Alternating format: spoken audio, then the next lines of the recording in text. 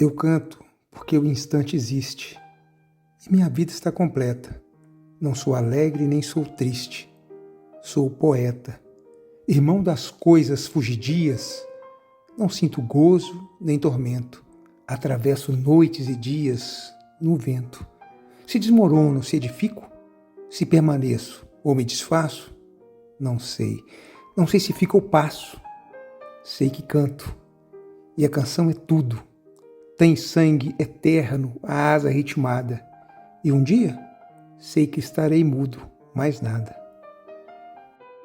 Natural da cidade do Rio de Janeiro, Cecília Benevides de Carvalho Meireles nasceu em 7 de novembro de 1901, no Rio Comprido, nas proximidades da rua Radoc Lobo, filha de Carlos Alberto de Carvalho Meireles, funcionário do Banco do Brasil, e de Matilde Benevides Meireles, descendente de família açoriana de São Miguel, professora da rede pública de ensino primário do Distrito Federal. Antes de vir ao mundo, já havia perdido seus 2 irmãos e seu pai. Aos 3 anos, perdeu a mãe. Foi levada então para a chácara de sua avó materna, Jacinta Garcia Benevides, que ficara também viúva e que tomou a seus cuidados a criação da neta.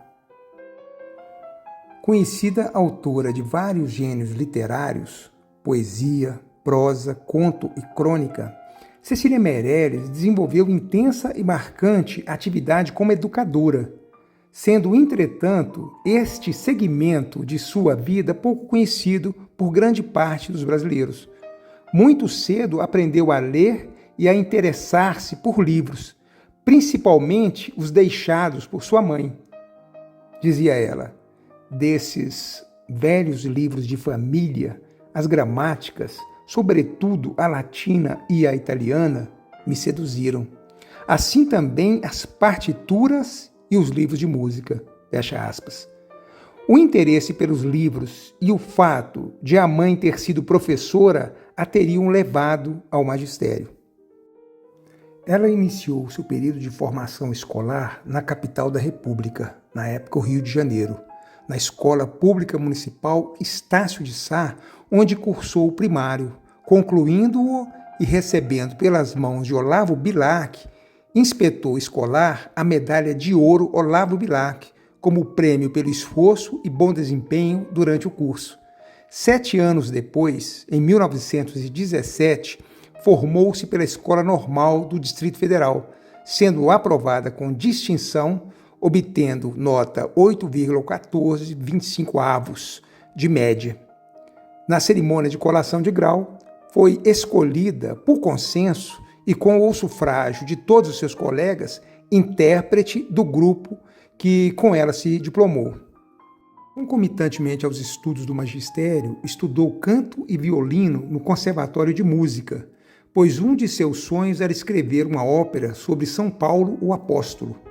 No entanto, convicta de que não podia desempenhar com perfeição muitas atividades simultaneamente, optou por concentrar-se no campo da literatura.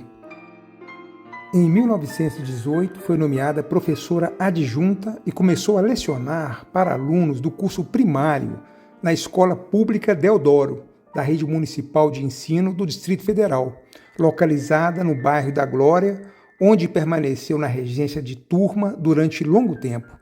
No ano seguinte, em 1919, Cecília estreou na literatura brasileira com seu primeiro livro de poemas, Espectros, obra considerada de inspiração simbolista.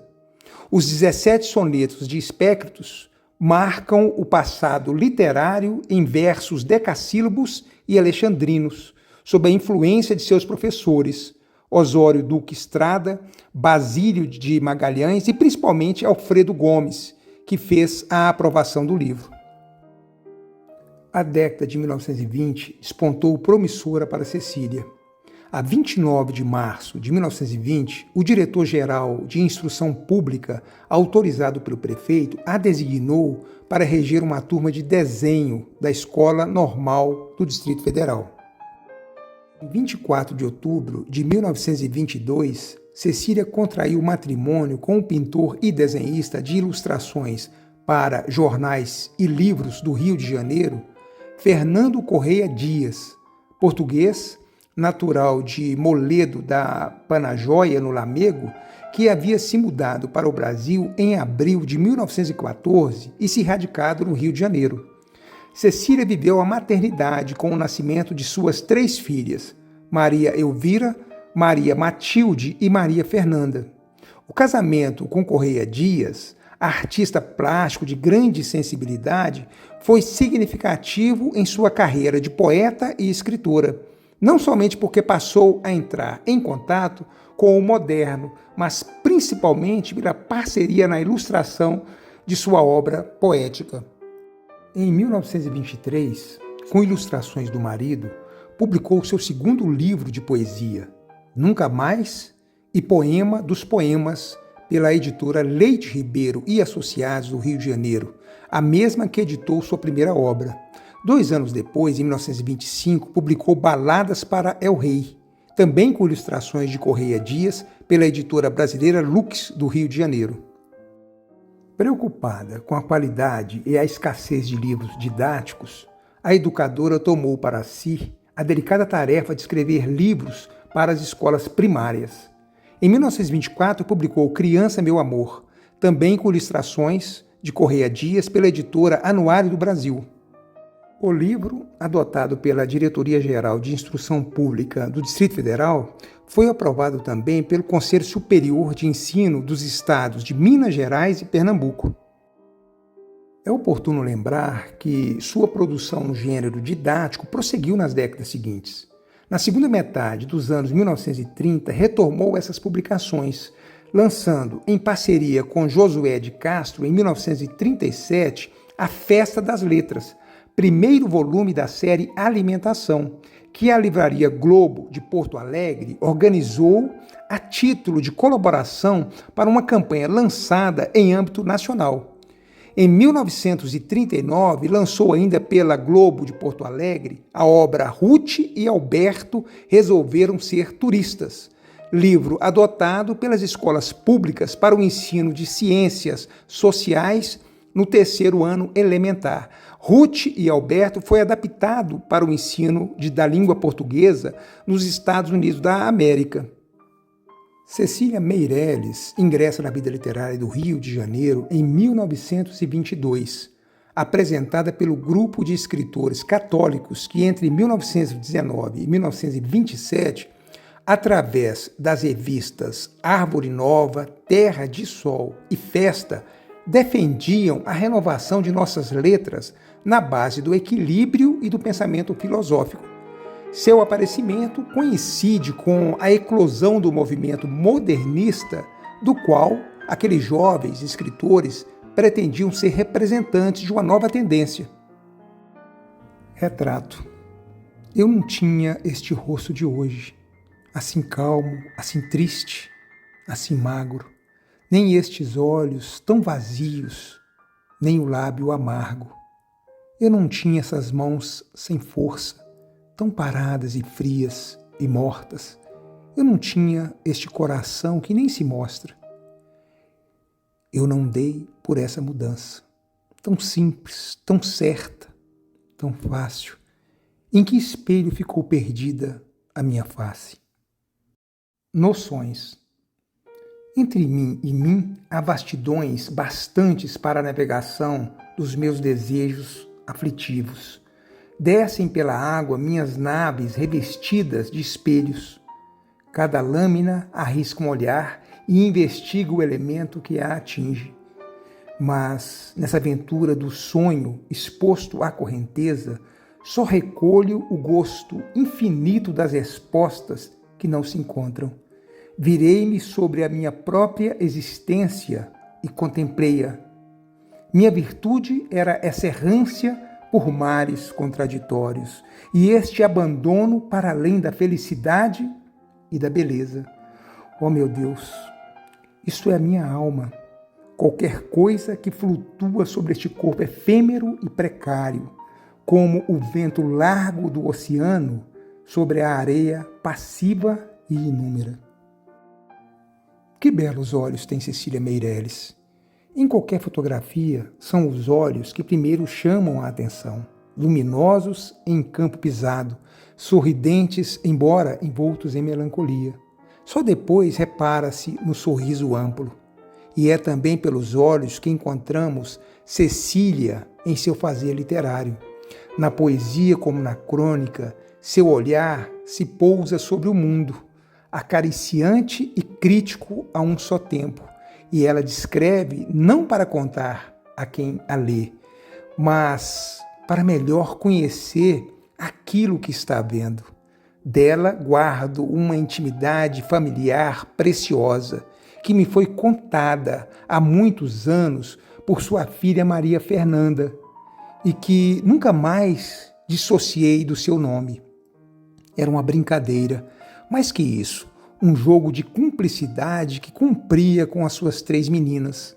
Um dia qualquer avisava que iriam viajar, e elas, já cheias de prazer e antegozando a viagem de mentirinha, preparavam pequenas malas, vestiam roupas mais formais ou mais quentes, punham chapéu, luvinhas brancas, prontas às 4, malas na mão, despediam-se da empregada dizendo que demorariam.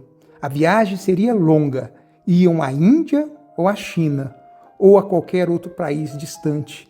E esta, já acostumada com a encenação, as abraçava, fazia recomendações, dava um último beijo para levarem no percurso. Saíam então mãe e filhas pela porta da frente. Demoravam alguns minutos no patamar, parada simbólica a significar estações e aeroportos, e tornavam a entrar em casa pela porta dos fundos, que a empregada havia sabiamente deixado estrancada. Em casa, sentadas no sofá ou no tapete, as 3 pequenas Marias, Elvira, Matilde e Fernanda, viajavam longamente no país de destino, através dos atlas e livros e narrativas com que a mãe poeta as levava pelo mundo, ignorando fronteiras. Em 1934, Cecília Meirelles é designada pela Secretaria da Educação para dirigir um centro infantil a ser instalado no pavilhão Mourisco. Cecília cria a primeira biblioteca infantil do Rio de Janeiro. Correia Dias, encarregado da decoração do espaço, transforma o ambiente em uma espécie de cidade encantada, adaptada para múltiplas atividades educativas e recreativas oferecidas às crianças. Nesse mesmo ano, Cecília faz sua primeira viagem ao exterior. A convite do governo português e em companhia do marido, vai a Portugal e se apresenta em várias palestras e conferências nas universidades de Lisboa e em outras entidades. Nessa viagem, viveu um episódio insólito e curioso. Marcara um encontro com Fernando Pessoa, na cafeteria brasileira do Chiado, pois já conhecia sua poesia e desejava conhecê-lo pessoalmente.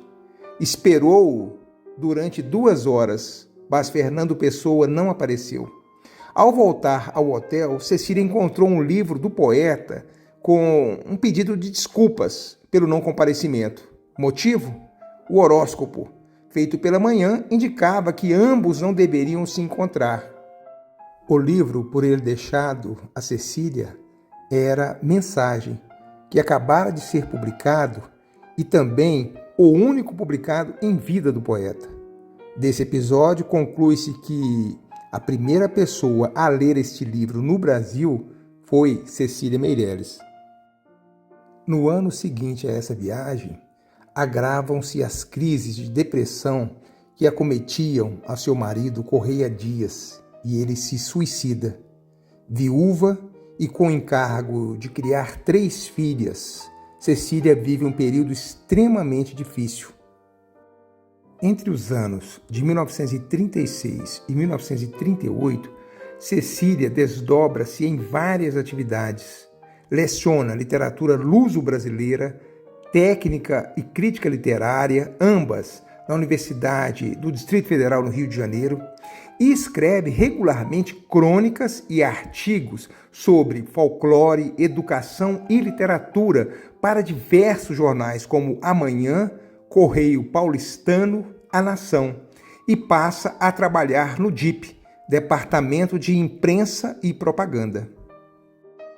Nessa época recebe uma carta de um desconhecido que sugere a eliminação de um dos L's de seu sobrenome Meireles, para tornar-lhe a vida mais leve. Foi o que fez Cecília, passando a grafar o nome com um só L, Meireles. Por coincidência ou não, a partir daí os acontecimentos felizes se sucederam. Seu primeiro livro, Viagem, publicado em 1939, ganha o prêmio da Academia Brasileira de Letras. Logo após, conhece o médico Heitor Grilo, com quem se casa no ano seguinte, viajando ambos para os Estados Unidos e México. Nessa ocasião, com o patrocínio do Departamento de Imprensa e Propaganda, o DIP, Cecília ministra um curso de Literatura e Cultura Brasileira na Universidade do Texas. A partir desse momento, sua vida entra em um equilíbrio e sua carreira de poeta ganha altitude. Em 1951, secretaria o primeiro Congresso Nacional de Folclore no Rio Grande do Sul. Nesse mesmo ano, viaja novamente para a Europa. Visita a França, Bélgica, Holanda e Portugal. Em 1953, como convidada do primeiro-ministro Nehru, participa de um simpósio na Índia sobre a obra de Gandhi. Na ocasião, recebe o título de doutor honoris causa pela Universidade de Delhi. Compõe os poemas escritos na Índia, sob a emoção de entrar em contato com uma cultura que, há anos, ela pesquisava nos livros e amava. Na volta, detém-se na Itália, onde escreve os poemas italianos. Em 1958, é convidada para um ciclo de conferências em Israel e vive a emoção de visitar os lugares santos que sempre exerceram um grande fascínio sobre sua sensibilidade.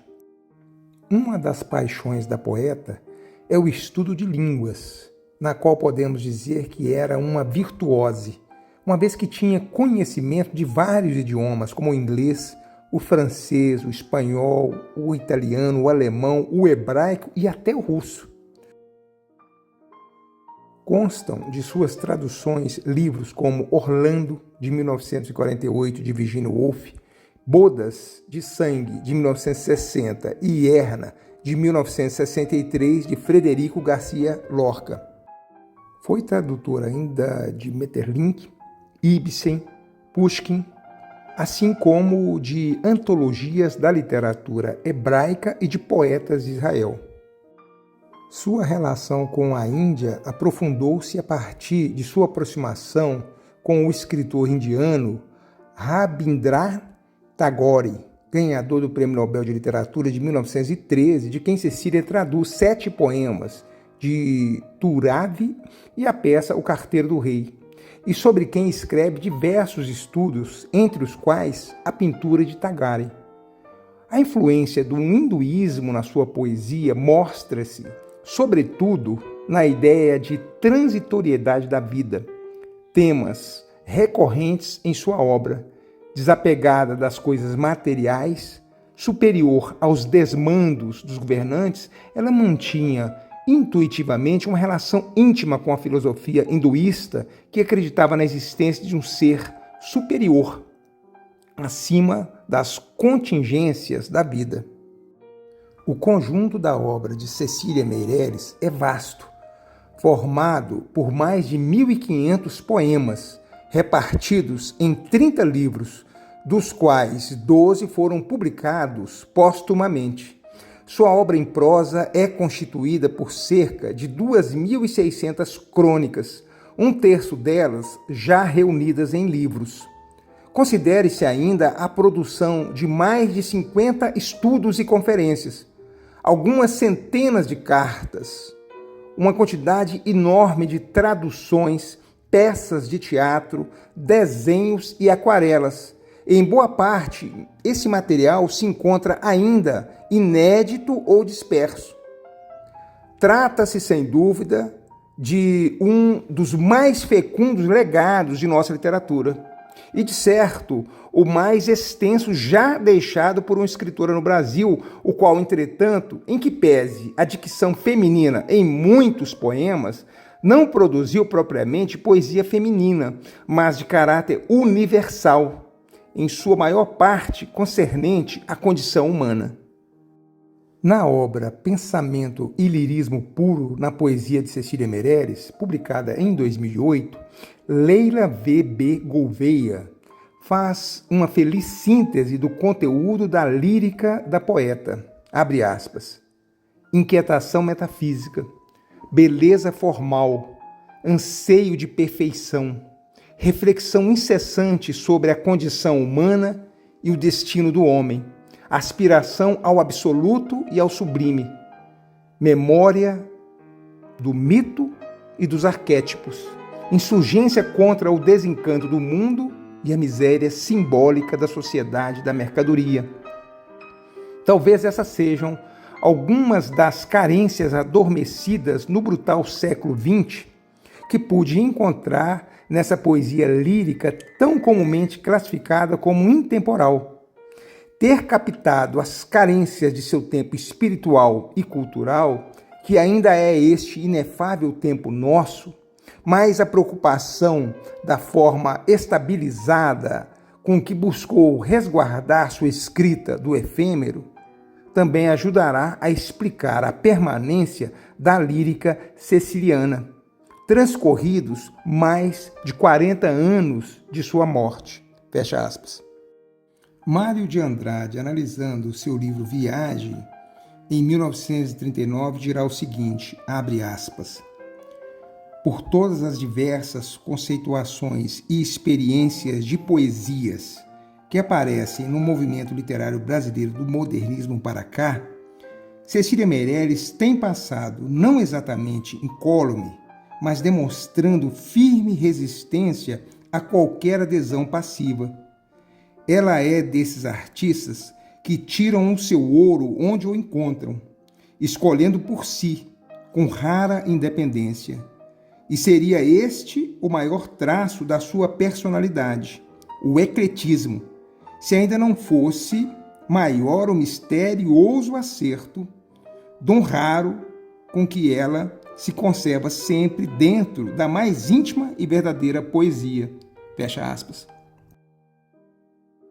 Osmar Pimentel, em matéria publicada no Diário de São Paulo de 6 de novembro de 1943, com o título Cecília e a Poesia, dirá, abre aspas, clássica pela nitidez e pelo equilíbrio de suas arquiteturas métricas, moderna porque inteligível a sensibilidade atormentada destes tempos.